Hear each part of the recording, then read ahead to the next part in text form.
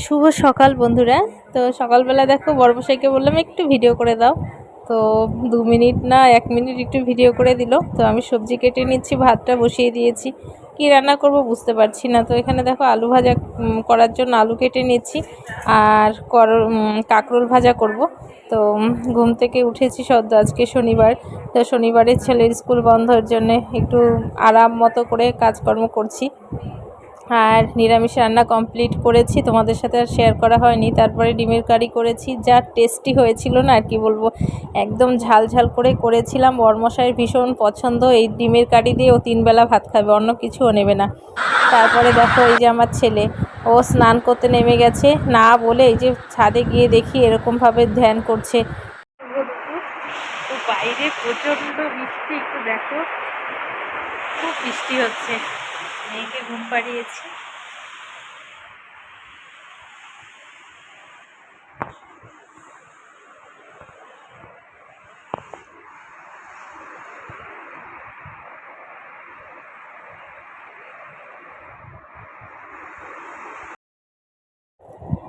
তো দেখো এই যে এত বৃষ্টি হচ্ছে, আমাদের উঠোন টুঠোন একদম মানে জলে ভরে গেছে। কারণ ড্রেনে যে জলটা যাবে, উঠোনের জলটা ড্রেনই তো জলে ভর্তি, তো কি করে জলটা বাঁচাবে। তো এই দেখো বারান্দার আমাদের না একটা চরম ভুল হয়ে গেছে ঘর করার সময়। এখন বাজে 4:30, আর বৃষ্টিটা কমেছে এই 10 মিনিট হলো। তো খাওয়া দাওয়া করে দুপুরে ছেলেকে একটু পড়ালাম, কারণ ও 10:30টার সময় উঠেছে ঘুম থেকে। আর এখন একটু পড়তে বসিয়েছিলাম, ম্যাথ আর সোমবারে আছে ইভিএস, সেটা পড়ালাম। আর মেয়েকে তো ঠাম্মির কাছে দিয়ে এসেছি। এখন যাই, এই যে ছেলের একটা প্যান্ট সেলাই খুলে গেছে, আর মেয়ের একটা জামা, ওটা একটু মেশিনে বসবো সেলাই করে নিই।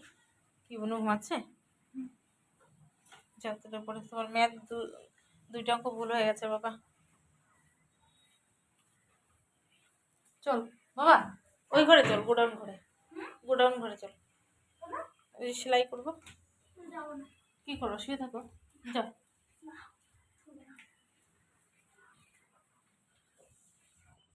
খাও, তুমি খাও। ওর ঠাম্মিকে দিয়েছি 4 রুটি, মানে সন্ধেবেলা এখন। আর মেয়ে উঠে গেছে, আর ওর ম্যাম আসবে, মানে মেয়ের ম্যাম আসবে, ছেলের ম্যাম আসবে, আর আর রুটি খাচ্ছে 2 ভাই বোন। তো শুভ সন্ধ্যা। এখন চাটা খেয়ে করতে বসবো।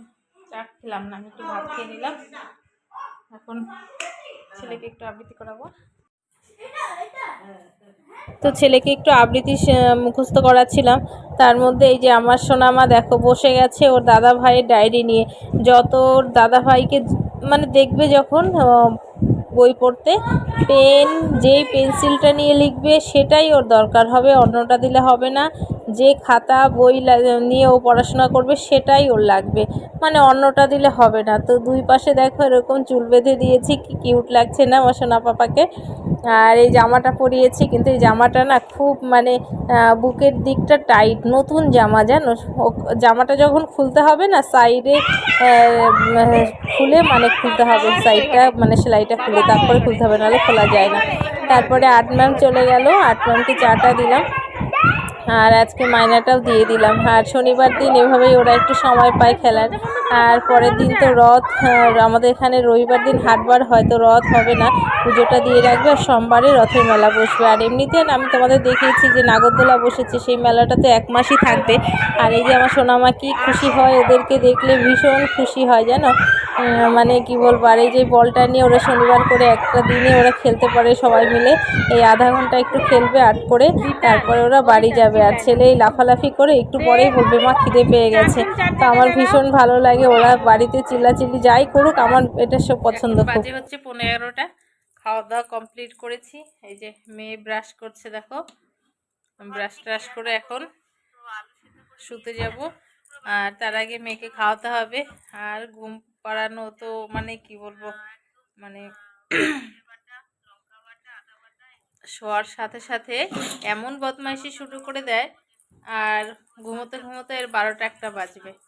তো জামাটা চেঞ্জ করে দেবো, জামাটা পরিয়ে দেবো। আর ছেলে এখনও আসেনি, ওর ঠাম্মি দাদার সাথে টিভি দেখছে। তো চলো আজকের মতো এই পর্যন্তই, সবাই ভালো থেকো, সুস্থ থেকো, গুড নাইট।